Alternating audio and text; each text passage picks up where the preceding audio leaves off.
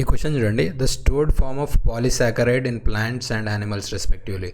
So ప్లాంట్స్లో store అయ్యేదాన్ని మనం స్టార్చ్ అంటాము. యానిమల్స్లో స్టోర్ అయ్యేది ఏ ఫామ్లో ఉంటుంది? గ్లైకోజన్ ఫామ్లో. సో స్టార్చ్ అనేది టూ ఫామ్స్లో స్టోర్ అవుతుంది ప్లాంట్స్లో, అమిలోపెక్టిన్ అనమాట. ఇదేమో లీనియర్ స్ట్రైట్ చైన్, ఇదేమో బ్రాంచ్డ్ ఉంటుంది అమిలోపెక్టిన్. సో ఇది బ్రాంచ్డ్. సో ఈ టూ ఫామ్స్లో స్టార్చ్ అనేది యానిమల్స్లో స్టోర్ అయి ఉంటుంది.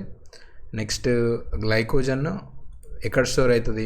గ్లైకోజన్ అనేది యానిమల్స్లో ఫంగస్లో, అది ఎక్కడ యానిమల్స్లో మాత్రం లివర్లో, మన మజిల్స్లో స్టోర్ అవుతుంది. అంటే హ్యూమన్స్లో కానీ యానిమల్స్లో కానీ లివర్ ప్లస్ మజిల్స్లో మన గ్లైకోజన్ అనేది స్టోర్ అవుతుంది.